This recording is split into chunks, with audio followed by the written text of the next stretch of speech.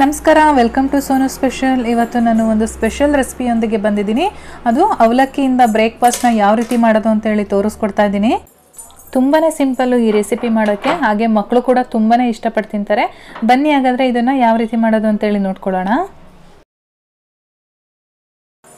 ನಾನಿಲ್ಲಿ ಒಂದು ಮಿಕ್ಸಿಂಗ್ ಬೌಲ್ಗೆ ಅರ್ಧ ಕಪ್ಪು ರವೆ ಹಾಕ್ತಾ ಇದ್ದೀನಿ. ಹಾಗೆ ಇನ್ನೊಂದು ಮಿಕ್ಸಿಂಗ್ ಬೌಲ್ಗೆ ಅರ್ಧ ಕಪ್ಪು ಗಟ್ಟಿ ಅವಲಕ್ಕಿ ಹಾಕ್ತಾ ಇದ್ದೀನಿ.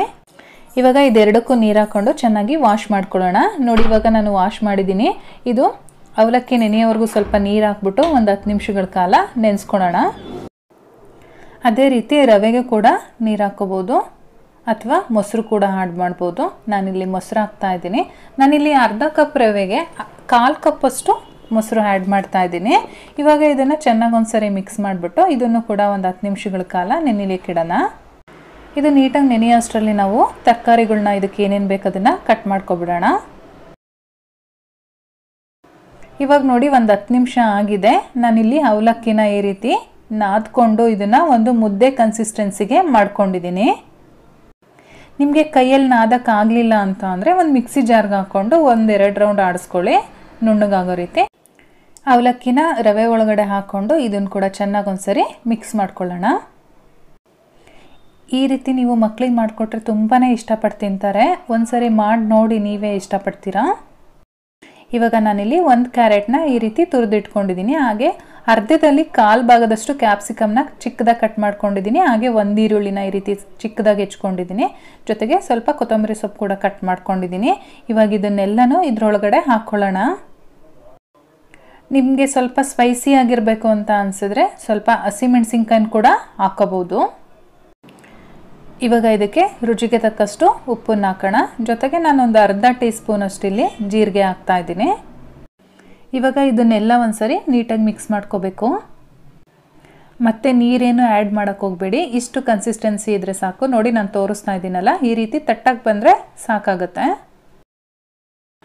ಇವಾಗ ನಾನಿಲ್ಲಿ ಒಲೆ ಮೇಲೆ ಒಂದು ತವ ಇಟ್ಕೊಂಡಿದ್ದೀನಿ. ಅದಕ್ಕೆ ಈ ರೀತಿ ಎಣ್ಣೆನ ಸ್ವಲ್ಪ ಸ್ಪ್ರೆಡ್ ಮಾಡ್ಕೊತಾ ಇದ್ದೀನಿ. ಇವಾಗ ನಮ್ಗೆ ಎಷ್ಟು ಬೇಕೋ ಅಷ್ಟು ಹಿಟ್ಟನ್ನು ತೊಗೊಂಡು ಇದ್ರ ಮೇಲೆ ತಟ್ಕೊಳ್ಳೋಣ. ನಾನು ಪುಟ್ಟಾಗಿ ಮಾಡ್ತಾ ಇದ್ದೀನಿ.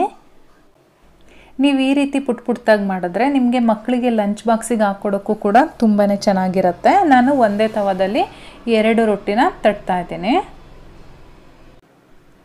ನಿಮಗೆ ಬೇಕು ಅಂತ ಅಂದರೆ ದೊಡ್ಡದಾಗಿ ಕೂಡ ಮಾಡ್ಕೋಬೋದು, ಅದು ಚೆನ್ನಾಗಿ ಬರುತ್ತೆ.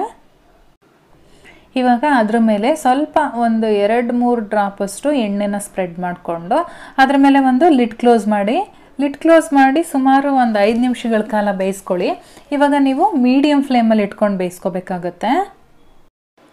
ನೋಡಿ, ಇವಾಗ ಒಂದು 5 ನಿಮಿಷ ಆದಮೇಲೆ ಲಿಡ್ ಓಪನ್ ಮಾಡ್ತಾ ಇದ್ದೀನಿ. ನಾನಿವಾಗ ಇದನ್ನು ಇನ್ನೊಂದು ಕಡೆ ಫ್ಲಿಪ್ ಮಾಡ್ಕೋತೀನಿ. 2 ಸೈಡು ಸುಮಾರಾಗಿ ಒಂದು 5 ನಿಮಿಷಗಳ ಕಾಲ ಮೀಡಿಯಮ್ ಫ್ಲೇಮಲ್ಲಿ ನಾವು ಇದನ್ನು ಬೇಯಿಸ್ಕೋಬೇಕಾಗತ್ತೆ. ತುಂಬ ಸಾಫ್ಟಾಗಿ ತುಂಬಾ ಚೆನ್ನಾಗಿರುತ್ತೆ, ಟೇಸ್ಟಿಯಾಗಿ ಎಲ್ರಿಗೂ ಇಷ್ಟ ಆಗುತ್ತೆ.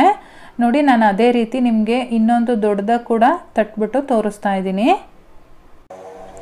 ದೊಡ್ಡವ್ರಿಗೆ ಮಾಡೋದಾದರೆ ಈ ರೀತಿ ಅಗಲವಾಗಿ ತಟ್ಟಿದರೆ ಚೆನ್ನಾಗಿರುತ್ತೆ. ನಿಮಗೆ ಯಾವ ರೀತಿ ಇಷ್ಟ ಆಗುತ್ತೋ ಆ ರೀತಿ ನೀವು ಮಾಡ್ಕೊಳ್ಳಿ. ಇದು ಕೂಡ ತುಂಬಾ ಚೆನ್ನಾಗಿ ಬಂದಿದೆ ನೋಡಿ.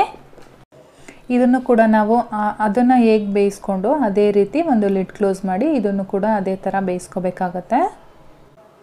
ನೋಡೋದ್ರಲ್ಲ ಸ್ನೇಹಿತರೆ, ಇವತ್ತಿನ ರೆಸಿಪಿ ನಿಮಗೆಲ್ಲ ಇಷ್ಟ ಆಗಿದ್ರೆ ಲೈಕ್ ಮಾಡಿ, ಶೇರ್ ಮಾಡಿ, ಕಾಮೆಂಟ್ಸ್ ಮಾಡಿ. ಹಾಗೆ ನನ್ನ ಚಾನಲ್ನ ಸಬ್ಸ್ಕ್ರೈಬ್ ಮಾಡೋದಂತೂ ಮರಿಬೇಡಿ.